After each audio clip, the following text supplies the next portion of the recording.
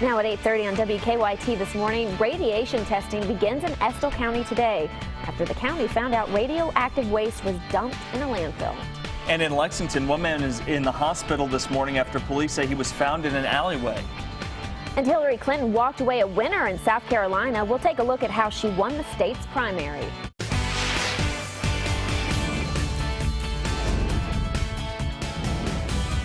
This is WKYT This Morning. Good morning to you. I'm Michelle Chamberlain.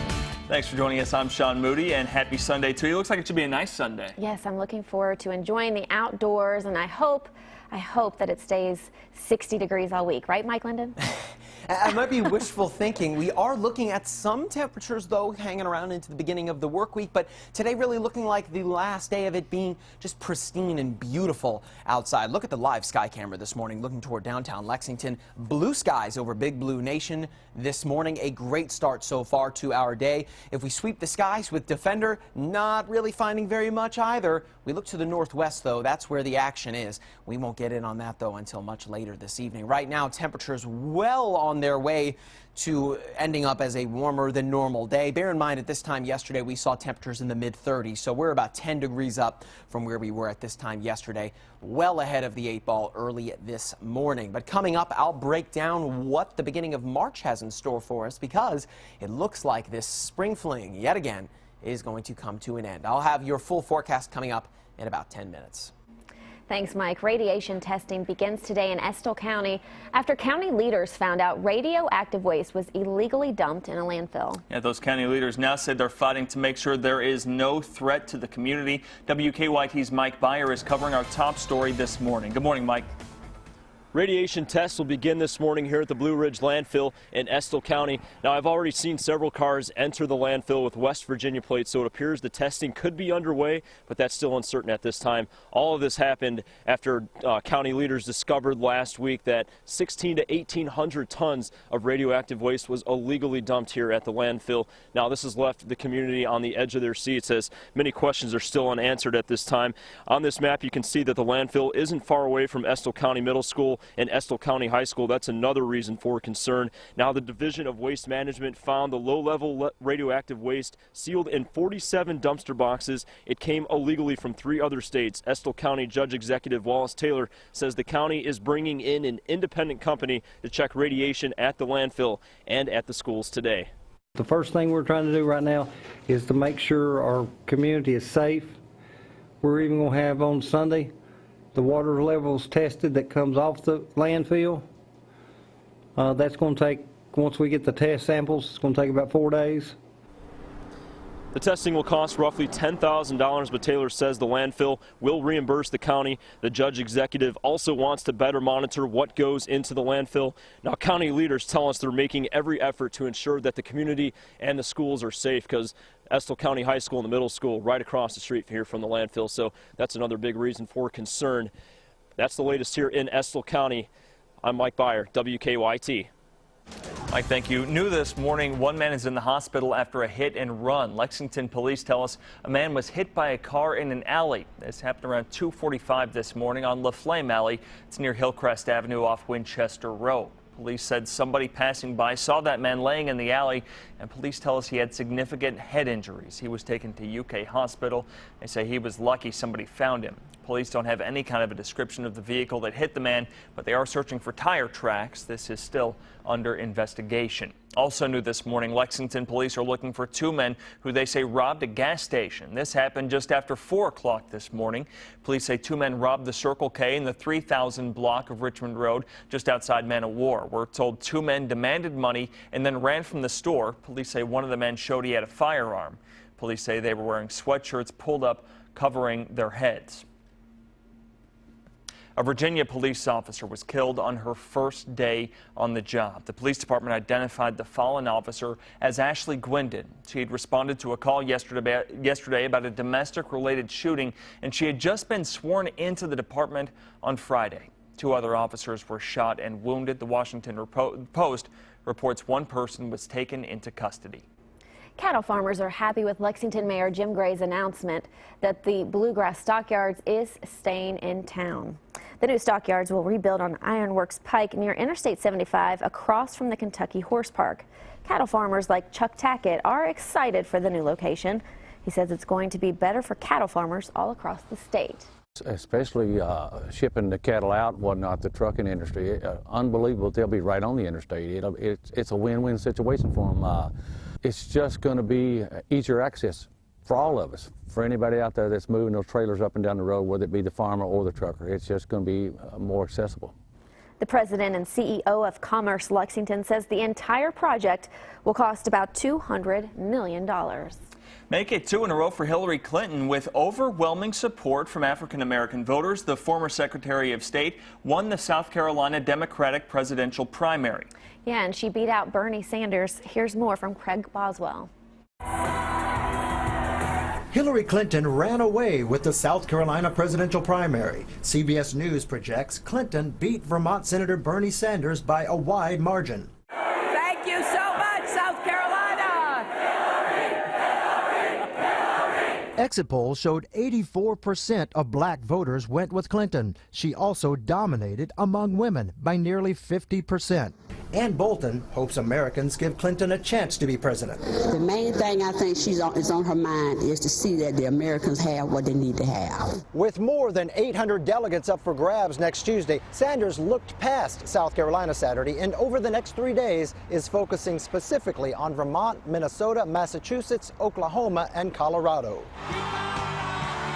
Sanders ended his day with supporters in Rochester, Minnesota. Minnesota can play a profound and important role in moving this country forward toward a political revolution on Tuesday, just a few days from now. Thank you, Alabama. Clinton campaigned in Alabama before returning to South Carolina for her victory celebration. We are going to compete for every vote in every state. We are not taking anything, and we're not taking anyone for granted. Voters there told CBS News that political experience was important to them, and analysts say that helped Clinton pick up a decisive win in South Carolina. Craig Boswell, CBS News, Washington. Now on the Republican side, remember presidential candidates will caucus here in Kentucky this coming Saturday, March 5th. Voting hours are from 10 a.m. to 4 p.m. If you don't know your assigned caucus location, you can go to the website on your screen and find that location. 3 Republican presidential candidates will be in Kentucky this week. Donald Trump will spend part of Super Tuesday in Louisville. Ben Carson will be in Lexington tomorrow morning at the Hitt Center, and we now know that Senator Marco Rubio will be in Lexington on Friday. Dancers are in the final leg of the Dance Blue Marathon. This event is a 24-hour dance marathon raising money for children with cancer. This year's recent outbreak of mumps on campus didn't stop students from participating in the event, but it is for the kids, so Dance Blue leaders send out a warning asking any participants feeling sick to stay home or who may have been exposed to mumps. Children with weakened immune systems do attend the annual event, so organizers wanted to be cautious. I'd love to see that right now. Oh man, it's such a huge crowd every year, it seems like. Unbelievable how they get that all together. Yeah, it's amazing. They're still going strong. Yep. Okay, so your time now is 8:39. Coming up on WKYT this morning. They say dog is a man's best friend, and that seems like a cliche, but this dog loves to hug his owner. That story's coming up after Mike's forecast. And get ready for what looks to be a beautiful Sunday across the bluegrass, but we are looking at big changes on the way for the start of March. Coming up, I'll show you how warm we'll be today and what we'll see later this week. Now, your hour-by-hour forecast with Mike Linden. It's the final Sunday of the month, still officially the winter season, but it's really not going to feel like it heading into the afternoon today. Right now on Defender, not really seeing any cloud cover as we are getting set to embark on a mostly sunny, warm Sunday afternoon for us, although a cold front is already well on its way coming in from the northwest, which will not only bring cooler air as we head into the work week, but some active weather behind it. We'll get back to the impacts of that front in just a moment. This is what your day looks like today. If you're heading out early this morning going to church, or you got some plans to be outside later today, a great afternoon for you. Mid to low 60s, mostly sunny. Now it will be a little gusty, but things do look really nice for us here. It's definitely a day you'll have to take advantage of. But if you are going to be outside, don't forget that we are looking at those gusty winds hanging around through most of the day. In fact, they'll only get stronger as our day goes on. This is 4 o'clock. 30-mile-per-hour winds getting even stronger, close to about 40 miles per hour as we head into the evening hours tonight. That's all ahead of that frontal system diving in from the northwest. It's not really going to impact the region very much until a lot later this evening. As we work our way overnight into Monday, that front will make a clean sweep across the state, bringing us some showers, and it looks like most of those will be done by the Monday morning commute. A slight bump in our temperatures as we head into Tuesday, thanks to warm Gulf of Mexico air returning once again. But as we work our way into Wednesday, another cold front works its way in from the west, bringing more rain. And look what lurks behind it as we head into Wednesday. A chance for some wintry mix and even potentially some snow flurries. So Mother Nature just can't decide what we want here in Kentucky. It's going to be very muddled here the next few days. Some sprinkles overnight tonight and into tomorrow. Some spots may be getting a little heavier rainfall, but overall, 1/10 of an inch of rain really isn't very much. As we work our way into Tuesday, Wednesday, though, that's where totals get a bit of a boost.